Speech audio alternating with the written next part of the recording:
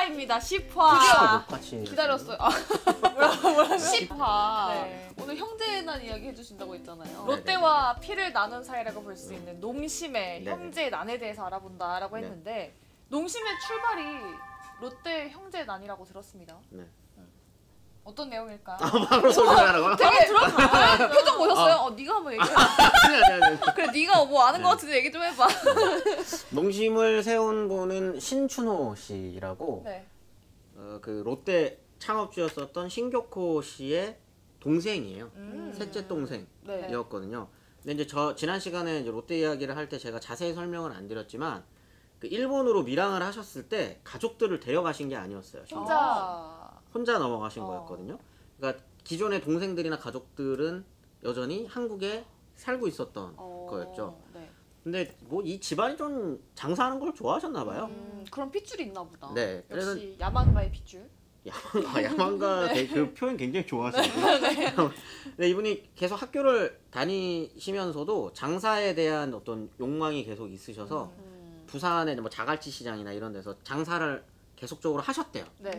근데 해방 이후에도 이제 58년에 형이 안쓰러나 봐요. 동생 입장에서 형이?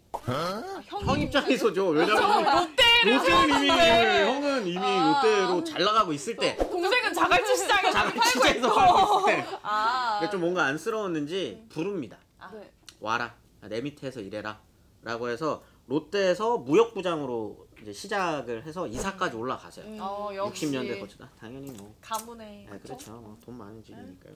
이게 쭉쭉쭉 올라가는데 이분이 이때 일본에서의 분위기도 조금 그랬었던 것 같아요. 라면 시장이 본격적으로 열리기 시작하거든요. 60년대. 그래서 이제 신춘호 씨도 한국 가가지고 라면 장사하면 될 것 같은데, 그래서 형이 하고 있는 것도 제과업이고 음식 팔고 이런 거니까 형 라면 사업 한번 해볼래? 꼬시죠.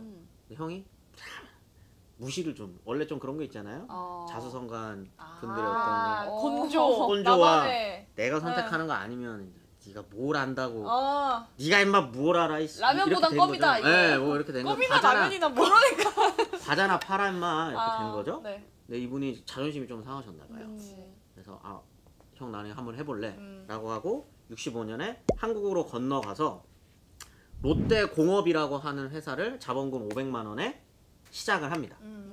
롯데공업. 근데 이름 형이 반대해서 시작했지만 롯데라는 타이틀을 버리기는 싫었던 거죠, 이 사람이.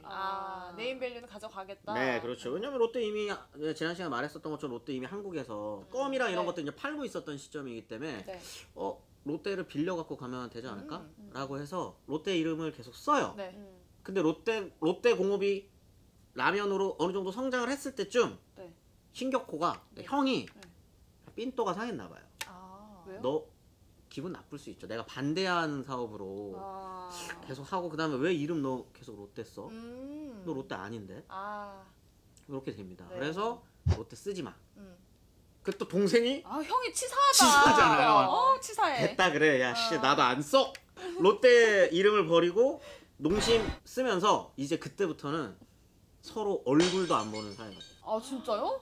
회사 이름 때문에 형제가 뭐 복잡하게 엮여 있는 거죠. 하지 말라는 사업 해버리고 하지 말라는 사업하면서 롯데 이름을 쓰고. 그래도 잘 됐는데 같이 기뻐해주지. 그러니까요. 그렇죠. 근데 그게 안 되나 봐요. 내가 최고여야 된다 이거. 그러니까 그런 게 있나 봐요. 그래서 서로 얼굴도 안 보고 살다가 실제로 형이 먼저 죽거든요. 신격호 회장 얼마 전에 죽었을 때 신춘호 회장은 조문을 가지 않습니다.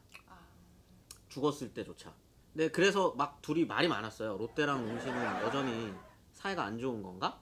라고 했는데 알고 봤더니 아들들끼리는 그러니까 2세들끼리는 서로 친목 모임이 따로 있대요. 친목 모임도 있고 실제로 조문도 신춘호의 아들들은 갑니다. 조문도 가고 이 신춘호 회장이 죽었을 때도 신동빈 회장이 직접 오지는 못했지만 뭐 자식들이랑 그 친인척들이 다 가서 조문을 하는 사이라고 하더라고요. 그러니까 좀 그래서 요즘에 롯데에 제가 그 확장 가능성이 높다고 했던 게 요것 때문에 주식이 조금 그때 한번 흔들렸대요. 한번. 왜냐면 이제 롯데랑 농심이 뭐 합병까지는 아니더라도 시너지를 낼 수 있는 게 굉장히 많거든요, 둘이. 그쵸? 그냥 사업군도 비슷하고 시너지를 낼 수 있는 게 많아서 둘이 화해해서 뭔가 파트너십을 맺으면 뭔가 나오겠다라고 해가지고 그때 한때 주식이 한번 술렁거렸다고. 지금은 화해했지만 정작 신격호와 신춘호는 마지막까지도 서로 얼굴은 보지 않고 그런 이제 좀 인연이 있는 기업입니다, 롯데와.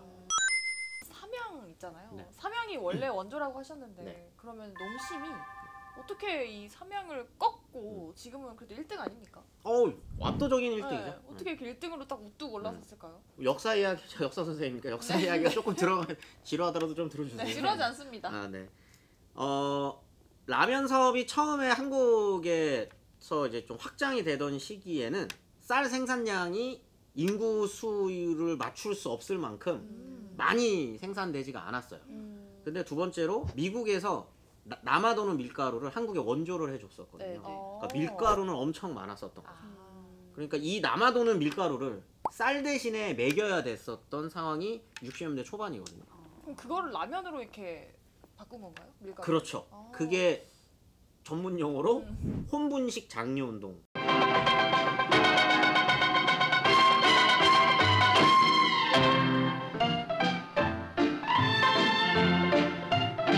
쌀만 먹는 것보다도 비타민 등 영양가가 더 많기 때문에 우리들 건강에 좋은 것입니다. 밀가루로 만들어지는 국수나 라면, 식빵의 경우를 보면 우리들의 구미에 맞도록 대량 생산해서 널리 보급되고 있는데 요즘 일반적으로 분식을 하는 율이 많아진 것은 국민들의 협조가 컸기 때문이라고 보겠습니다. 사람들이 그래? 밥보다 좋아? 이러면서 먹기 시작해서 1966년, 67년 이때는 막 200%, 300%씩 성장을 진짜요? 하는 거죠. 하긴 국가가 밀어주면 그쵸 먹죠.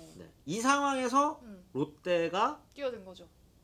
지금은 농심인 롯데공업에서 라면을 출시를 하게 됩니다. 롯데 라면이라는 이름으로. 롯데 라면이요?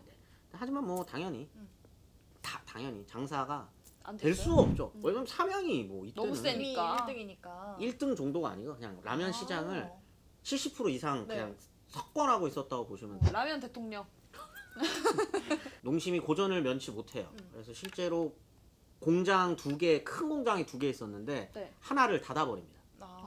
그 정도로 이제 거의 이제 아마 신격호 생각이 많이 났을 거예요. 신춘호 씨 입장에서 형이 하지 말라 그럴 때 그러니까요. 안 할 걸. 하지 말라는데 이유가 다 있는데. 이런 것 때문이었구나. 이래서 하지 말라 그랬었구나 라고 해서 접으려던 차에 그냥 접기는 조금 아쉬우니까 우리 과자 한번 팔아보자. 그래서 과자를 하나 출시해요. 그게 뭐죠? 그게 새우깡. 역사의 시작이다. 역사의 시작. 이게 어느 정도 역사의 시작이냐면 미쳤어요. 너무나 잘 봐. 메가 히트. 진짜 그럴 수 있어요. 혹시 광고 때문인가요? 손이가요, 손이가. 그렇죠. 광고를 이 얘기를 안 들었구나. 롯데와 농심은 이 형제 이 기업은 광고를 정말 잘하는 기업이에요. 농심도 마찬가지로 이때도 마케팅을 너무 잘해가지고 새우깡이 메가 히트를 쳐요. 71년에. 새우깡이 너무나도 잘 팔리니까 제과로 돈을 벌어서 근데 이분이 이게 진짜 좋아했나 봐요, 라면을. 포기할 수 없다. 새우깡으로 돈 벌었으면 저 같으면 그러면 나의 길은 과자다. 꽝정류인가 보다 라고 해서 스낵류에 투자를 했을 것 같은데 그때 번 돈으로 라면에 재투자를 합니다.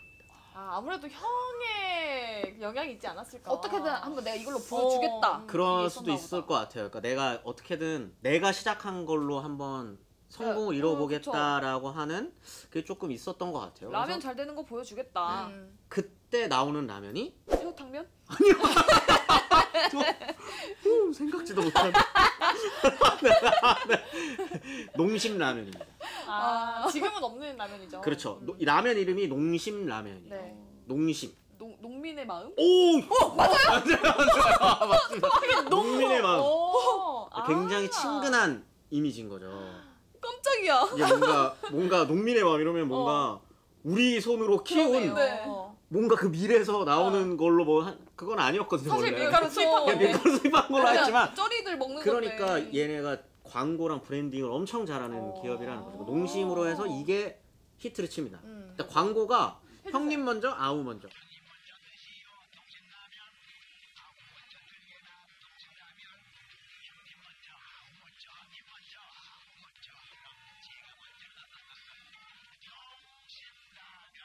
이 광고가 이제 히트를 치면서 네. 농심 라면으로 완전히 바뀌었다. 이제 어떻게 보면 1, 2위를 서로 다투는 삼양이랑 거기까지 치고 올라가게 됩니다. 네. 진짜 대단하다. 그 타선이 나와요. 타선 1번 타선부터 쭉쭉쭉 메가히트를 치거든요. 1번 타선이 이제 너구리입니다. 오! 너구리가 82년에 나오고요. 네. 83년에 2번 타선으로 이제 안성탕면. 아. 안성탕면. 계속 히트를 치는 거예요. 네. 3번 타선으로 이제 짜파게티. 와, 짜파게티 제일 좋아합니다. 다 히트를 칩니다. 다. 그러니까 1년 사이에 신제품을 내는 족족 그러네요. 다 성공을 시키는 거죠. 인생이 꽃길이었겠다. 행복했을 것 같아.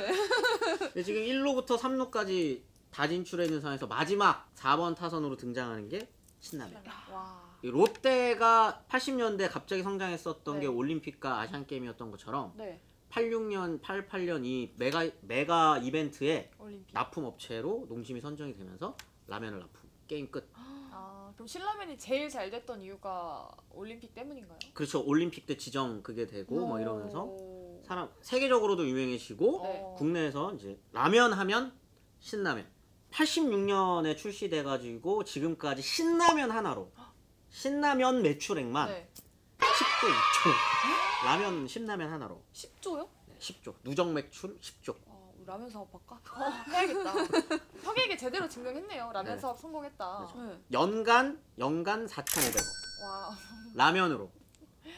어마어마하네요. 진짜 대박이다. 사실상 역전을 해가지고 거의 점유율의 한 60% 이상을 차지하거든요. 네. 근데 그 점유율을 7, 80%까지 끌어올리게 되는 사건이 하나 터집니다. 아, 사건이 있어요? 사건이 하나 터집니다. 그게 우지파동. 우지요?